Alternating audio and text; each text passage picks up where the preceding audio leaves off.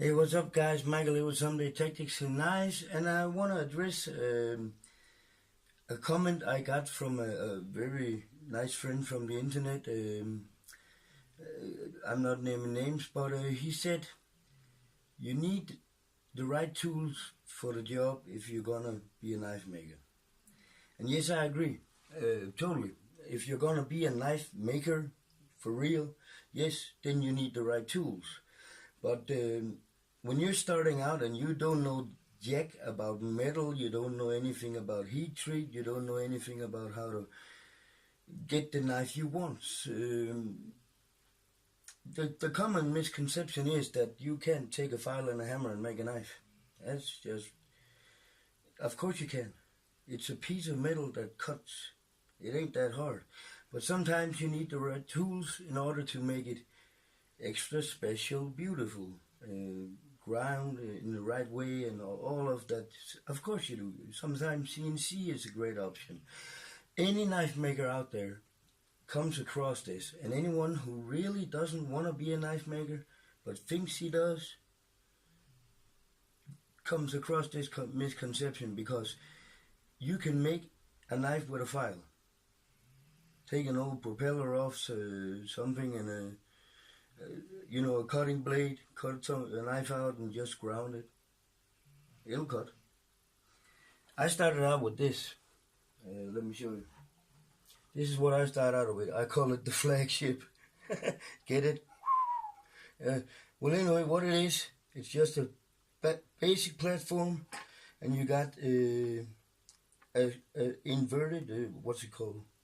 Canted platform, and you got something to lean the knife against. What I mean is, you gotta have something to put the knife against up here. And then what I started out doing was to make knives. And I mean, of course, I made it adjustable, you see, with a little loosening bolt at the bottom. And what you do is you invert this up and down according to the angle you want your saber ground in. So if you know what I mean, saber ground, chisel ground, call it what you will, Scandi, whatever. It makes it all this. And this is what I started out by battling, just so I could make knives. Now, if you're not in it to win it, or if you have a small, very crappy apartment and no room at all, this is the way to go. You can do this right at your dining room table if you just clean up the debris, So that's what I started out with. And of course, yes, you need the right tools as you get along, because you don't need it to start out, because you don't really know. And I'm telling you, I went through a lot of tribes and tribulations, but you don't really know if you want to be a knife maker. Yes, you love knives.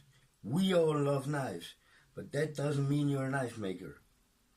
You gotta have the soul, the heart of an artist. You gotta have the fingers of someone who's used to pounding metal into oblivion. And you gotta have creative ideas all the time. And it's really frustrating, because when you're making knives, you think, oh, it's all gonna come so easy. No, it's not. You got processes. You got things you got to check off the list as you go along. And I mean, there are many points. It's just not as easy as, taking a piece of old metal with a high carbon contents and then just making it a knife. You got to know the heat treat. You got to know the quenching. You got to know how to align the molecules again in the steel so it doesn't break. You gotta put a toughness on it. You gotta make it sharp. You gotta make it malleable.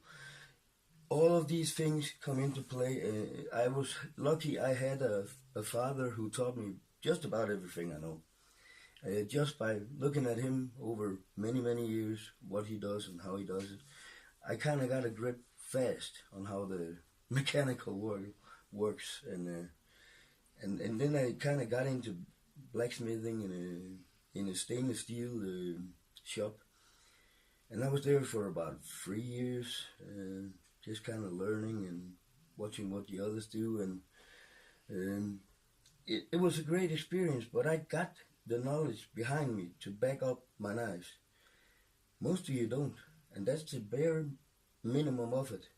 Most of you don't have the knowledge. You're reading a book and you still don't know how to handle a piece of 1400 degree piece of steel.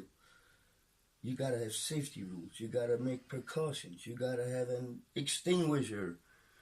So what I'm basically saying is,